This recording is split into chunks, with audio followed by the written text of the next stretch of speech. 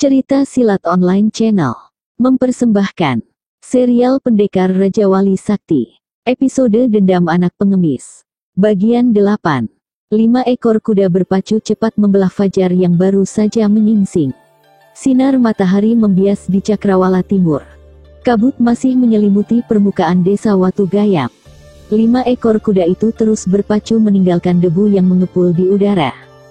Beberapa orang yang kebetulan berada di jalan itu bergegas menyingkir karena takut terlanda kuda yang dipacu bagai kesetanan.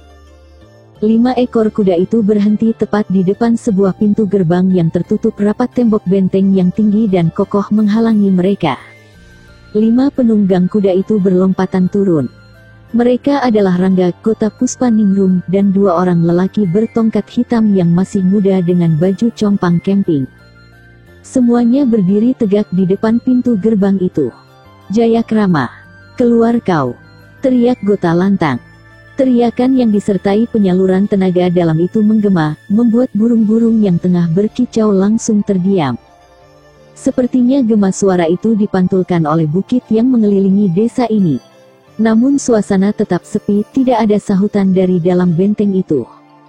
Rupanya teriakan Gota yang begitu keras mengejutkan semua orang. Tampak dari berbagai arah, bermunculan orang berpakaian compang camping. Tampak di antara mereka ada Ki Tunggul, pemimpin partai pengemis tongkat hitam. Laki-laki tua bertongkat hitam itu menghampiri Gota. "Mereka masih di dalam. Sejak kemarin tempat ini kuawasi terus," kata Ki Tunggul memberitahu. "Awas!" Tiba-tiba Rangga berseru keras. Pada saat itu, dari atas tembok benteng yang tinggi bermunculan beberapa kepala. Dan hampir bersamaan pula, meluruk puluhan anak panah bagai hujan. Rangga dengan sigap merampas tongkat salah seorang pengemis yang berada di dekatnya. Disertai gerakan cepat diputarnya tongkat itu bagai baling-baling. Sementara para pengemis yang berkumpul, langsung berlompatan menghindar. Beberapa di antaranya tidak sempat menghindari hujan anak panah itu. Jerit melengking terdengar saling sahut. Hujan anak panah itu terus berdatangan tanpa henti. Rangga memerintahkan untuk menjauhi benteng ini. Tongkat rampasannya terus berputar melindungi orang-orang yang berada di dekatnya. Dia sendiri bergerak mundur, dan baru berhenti setelah berada dalam jarak yang cukup jauh dari jangkauan anak panah. "Keparat, pengecut!" geram Gota sengit. Rangga mengembalikan tongkat itu pada pemiliknya. Dipandanginya pintu benteng yang masih tertutup rapat dan kokoh. Terdengar suara gumaman pelan, kemudian perlahan-lahan tangannya bergerak ke atas meraih tangkai pedangnya. "Apa yang akan kau lakukan, Kakang?" tanya Puspaningrum sebelum Rangga mencabut pedangnya. "Aku harus menjebol pintu itu," sahut Rangga tanpa berpaling. "Jangan nekat, Kakang. Anak panah akan menghujanimu," sentak Puspaningrum. "Tidak ada jalan lain. Bersiap-siaplah," kata Rangga mantap. Sret, kering. Cahaya biru berkilau langsung menyeruak begitu pedang Raja Wali Sakti keluar dari warangkanya. Semua orang yang melihat membeliak lebar. Belum pernah disaksikan pamor pedang yang begitu dahsyat. Mata mereka menjadi silau melihat cahaya biru yang memancar dari pedang itu. Rangga melintangkan pedangnya di depan dada. Kemudian diangkatnya tinggi-tinggi sampai di atas kepala. Dengan kaki terpentang lebar dan agak tertekuk, ditarik pedangnya menyamping. Tangkai pedang digenggam erat dengan kedua tangannya. Sesaat kemudian, hiyaat! Sambil berteriak keras, pendekar Raja Wali Sakti itu melompat cepat bagaikan kilat. Pada saat yang sama puluhan anak panah menghujaninya. Namun Rangga mengibaskan cepat pedangnya menghalau anak panah itu. Dan begitu jaraknya tinggal beberapa langkah lagi di depan pintu, dia melompat cepat sambil berteriak keras menggelegar. Hiyaa! Gelar! Begitu pedang Raja Wali Sakti menghantam pintu yang terbuat dari kayu jari tebal, terdengar ledakan dahsyat. Seketika pintu itu hancur berkeping-keping. Tubuh pendekar Raja Wali Sakti langsung menerobos masuk. "Serang!" teriak Gota memberi komando. Tanpa menunggu perintah 2 kali, puluhan pengemis berlarian sambil berteriak menyerukan pekik peperangan. Tampak cahaya biru berkilatan di atas tembok benteng. Terdengar suara-suara jeritan melengking tinggi. Beberapa tubuh terjungkal bersimbah darah jatuh dari atas tembok benteng itu. Puluhan pengemis yang dikomando Gota, menyerbu masuk melalui pintu gerbang yang sudah hancur berantakan. Pertempuran tidak dapat dihindari lagi. Jerit kematian dan pekik pertempuran bercampur baur dengan denting senjata beradu. Tubuh-tubuh bersimbah darah bergelimpangan. Sementara Puspaningrum dan Gota mengamuk bagai sepasang harimau. Senjata mereka berkelebatan cepat meminta nyawa dari orang-orang yang mendekatinya. Tidak terhitung lagi nyawa yang melayang tersambar senjata mereka. Hayo keluar semua anjing-anjing keparat. Biar kurobek perut kalian. Hahaha. Di tempat lain, terlihat Ki Tunggul bertarung sambil tertawa-tawa. Meskipun sudah berusia lanjut, namun pemimpin partai pengemis tongkat hitam itu masih gesit. Gerakan tubuhnya cepat luar biasa. Setiap kebutan dan tusukan tongkat hitamnya selalu meminta nyawa lawan. Sementara itu Rangga melompat mendekati Puspaningrum yang mengamuk dahsyat bagai singa betina kehilangan anaknya. Rangga hanya sesekali saja mengibaskan pedangnya. Diikutinya setiap gerak langkah kaki gadis itu. Merasa tidak ada gunanya menggunakan pedang, pendekar Raja Wali Sakti itu memasukkan senjata pusaka itu ke dalam warangkannya di balik punggung.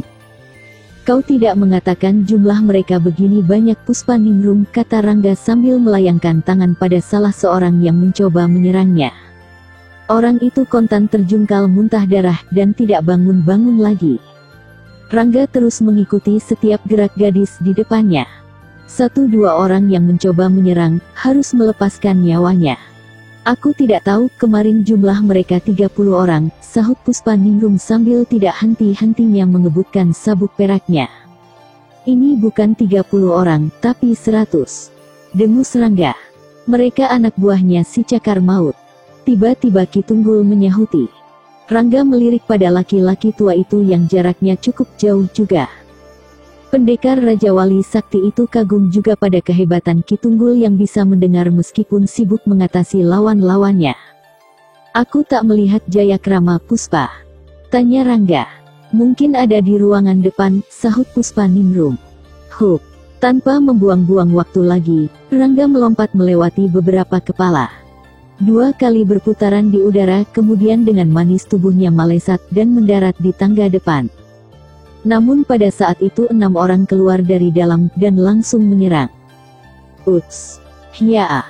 Rangga tidak tanggung-tanggung lagi.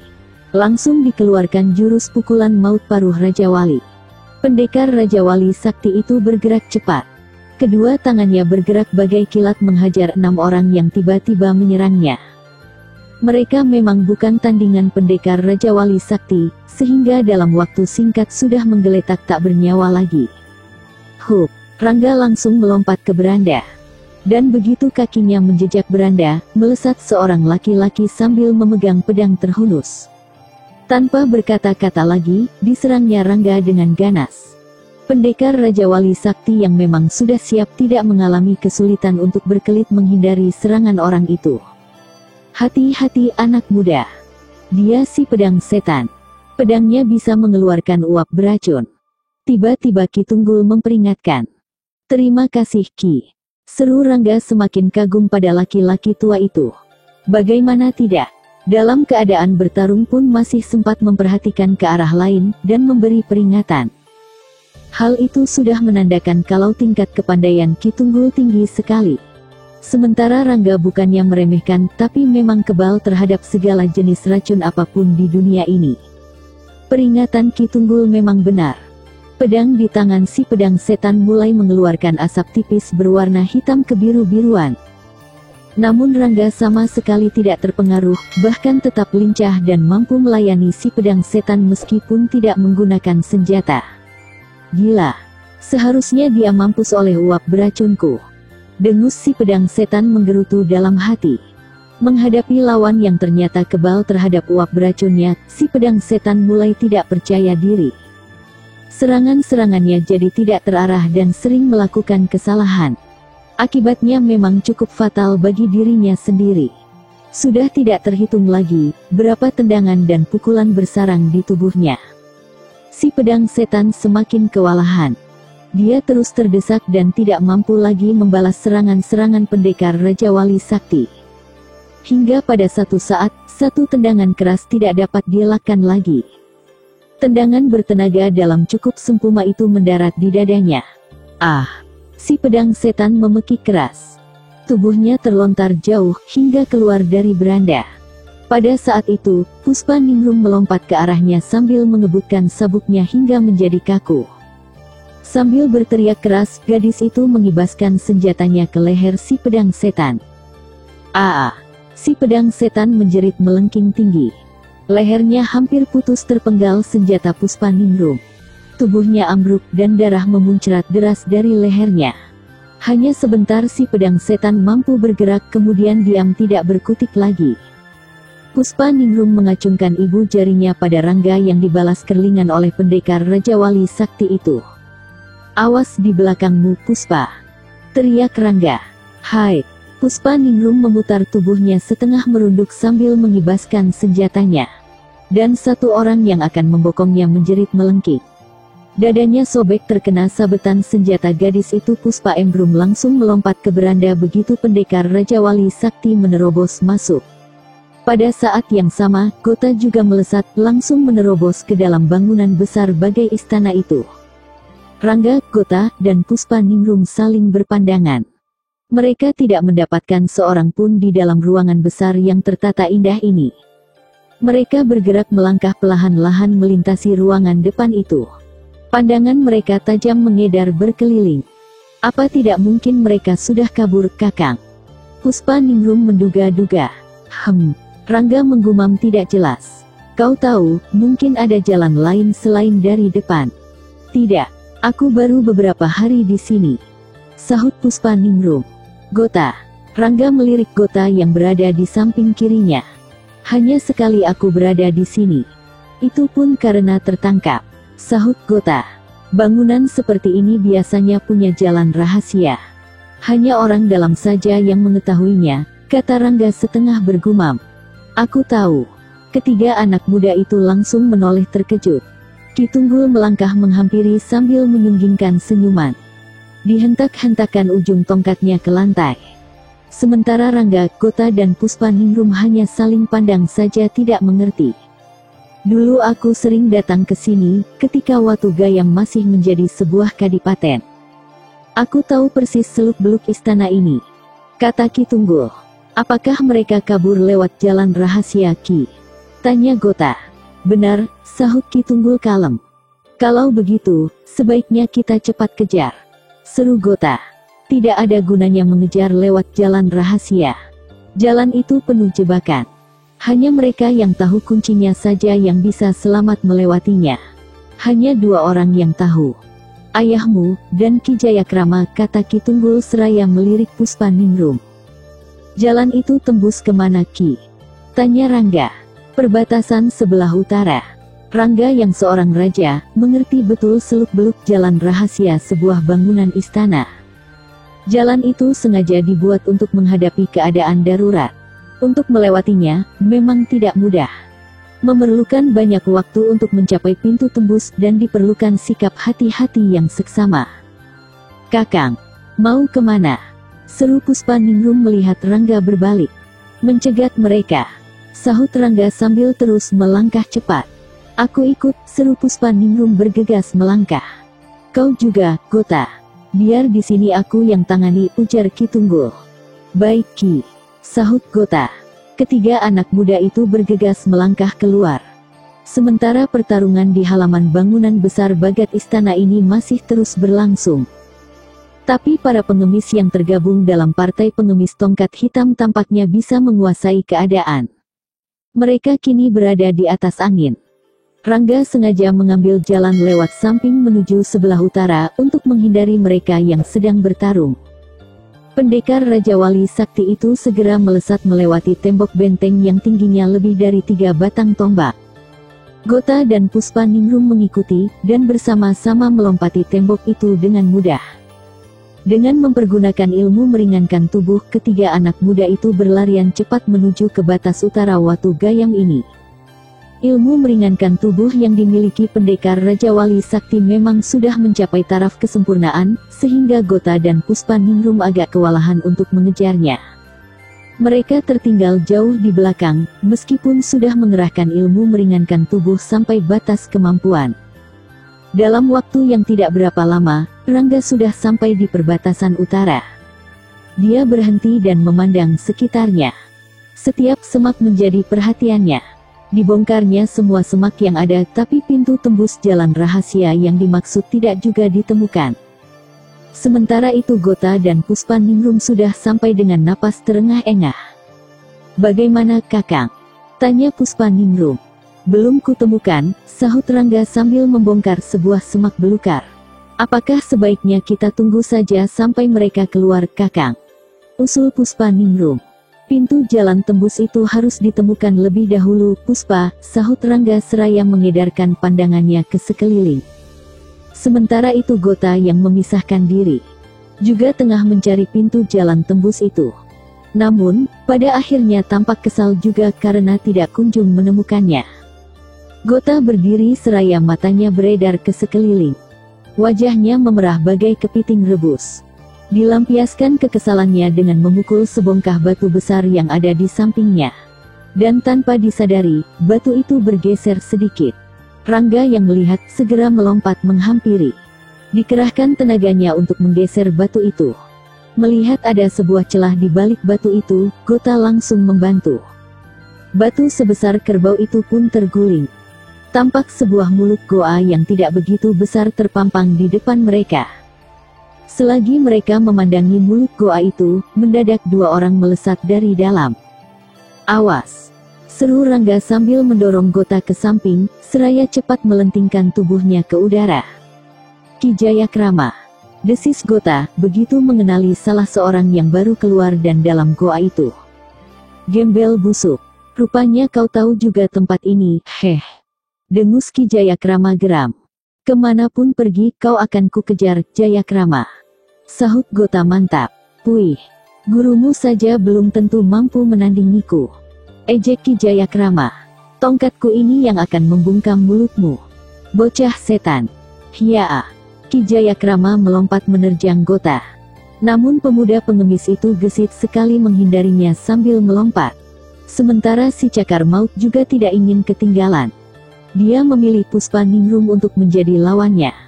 Sedangkan Rangga hanya jadi penonton. Rasanya tidak mungkin membantu salah seorang karena jiwa kependekarannya tidak mengizinkan untuk main keroyok. Pertarungan berlangsung sengit. Tampak sekali kalau Gota memang bukan tandingan Ki Jayakrama. Baru beberapa jurus saja, pemuda pengemis itu sudah terdesak. Bahkan ketika pukulan Ki Jayakrama menyodok dadanya, Gota tidak mampu menghindar. Dia memekik keras dan tubuhnya terjungkal menghantam pohon. "Mampus kau, gembel busuk!" "Hiya!" Ki Jayakrama melompat cepat sambil mengayunkan tongkatnya yang berbentuk ular kobra ke arah Gota. Dan pada saat yang tepat, Rangga melompat cepat menghalau sabetan tongkat laki-laki tua itu. Ki Jayakrama segera melentingkan tubuhnya ke belakang. Dia bersungut-sungut karena serangannya dipatahkan pendekar Raja Wali Sakti. "Bocah setan! Siapa kau?" bentak Ki Jayakrama jengkel. "Aku lawanmu Ki Jayakrama," kata Rangga dingin. "Puih, bocah bau kencur mau melawanku," dengus Ki Jayakrama meremehkan. "Kita lihat saja kau atau aku yang lebih dahulu masuk ke liang kubur. Kadal buduk, terimalah kematianmu." Hiat merah pada muka Ki Jayakrama mendapat tantangan itu. Dia langsung melompat menyerang pendekar Raja Wali Sakti. Laki-laki bertongkat ular kobra itu segera menggunakan jurus-jurusnya yang dahsyat. Sementara Rangga hanya menggunakan jurus 9 langkah ajaib. Meskipun tadi sudah melihat pertarungan Ki Jayakrama melawan Gota, tapi ingin juga dirasakan angin pukulan tenaga dalam lawannya. Aku tidak mungkin melawannya dengan tangan kosong," gumam Rangga dalam hati. Setelah mengetahui sampai di mana tingkat kepandaian lawan, pendekar Raja Wali Sakti itu melompat tinggi ke udara seraya mencabut pedang pusakanya. Cahaya biru berkilau langsung menyemburat begitu pedang Raja Wali Sakti keluar dari warangkanya. Ki Jayakrama sempat terkesima melihat pamor pedang itu, tapi dengan cepat menyerang kembali begitu Rangga menjejak tanah. Rangga kini tidak lagi main-main.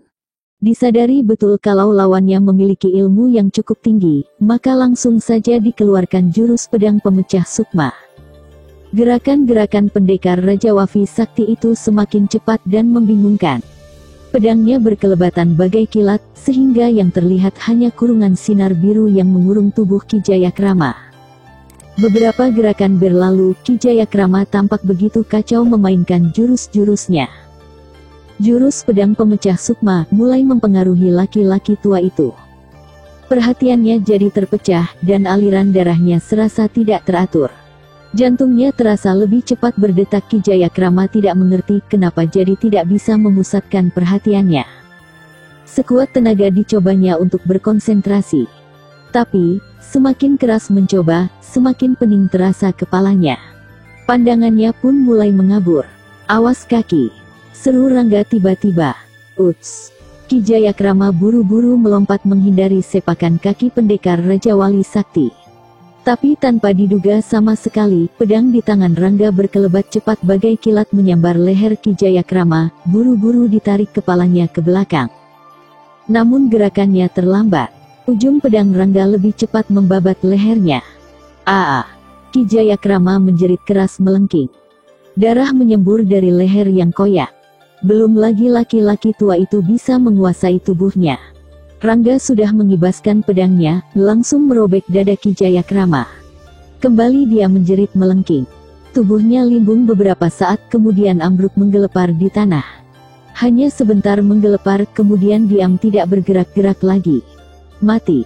Jeritan kematian Ki Jayakrama membuat si cakar maut jadi kecut hatinya. Buru-buru dia melompat keluar dari pertarungannya melawan Puspaningrum. Tapi begitu kakinya menjejak tanah, Gota melompat cepat dan menusukkan ujung pedangnya. Si cakar maut tidak bisa menghindar lagi. Ujung tongkat Gota menembus dadanya hingga ke punggung. Kembali jeritan menyayat terdengar.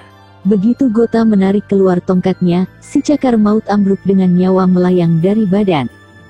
Puspaningrum berlari menghampiri Gota. Mereka memandang tubuh lawan-lawannya yang sudah tidak bernyawa lagi, kemudian saling berpandangan. "Kak Puspa!" desah Gota pelan. "Gota, adikku!" Sesaat mereka saling berpandangan, kemudian berpelukan hangat. Mereka adalah kakak beradik yang terpisah, meskipun terlahir dari lain ayah. Sementara Rangga yang menyaksikan semua itu, segera melangkah ringan meninggalkannya. Dan dengan satu lesatan cepat pendekar Raja Wali Sakti itu menghilang. Agak lama juga kakak beradik itu berpelukan. Mereka baru melepaskan pelukan itu begitu menyadari ada orang lain yang ikut membantu. Tapi mereka jadi celingukan, karena tidak lagi melihat Rangga di tempatnya. "Dia sudah pergi," desah Gota pelan.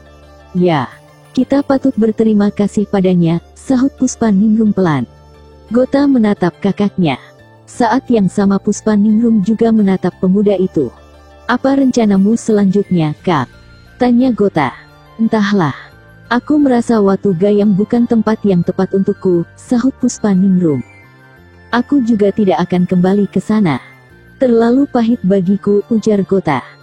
"Gota, sebaiknya kita ke Padepokan Tapak Wisa saja. Eyang Lenteng pasti menerimamu dengan senang hati," usul Puspaningrum. "Eyang Lenteng memang pernah menawarkan padaku. Kalau begitu kita berangkat sekarang. Aku harus pamitan dulu pada Ki Tunggul. Dia begitu mengharapkanku untuk memimpin partai pengemis tongkat hitam. Aku tidak ingin mengecewakannya. Aku akan menunggu sampai kau siap." Gota tiba-tiba Ki Tunggul sudah ada di situ. "Ki." Gota terkejut. "Memang seharusnya kau ke Padepokan Tapak Wisa. Aku sudah bicara kepada Eyang Lenteng. Dia berjanji akan menurunkan ilmunya padamu. Juga kau, Puspa," jelas Ki Tunggul lagi. "Terima kasih Ki," ucap Gota dan Puspaningrum bersamaan. "Pergilah. Aku menunggu di Padepokan Partai Pengemis Tongkat Hitam." Setelah berkata demikian, Ki Tunggul langsung melesat. Begitu cepatnya, sehingga dalam sekejap saja sudah lenyap dari pandangan mata.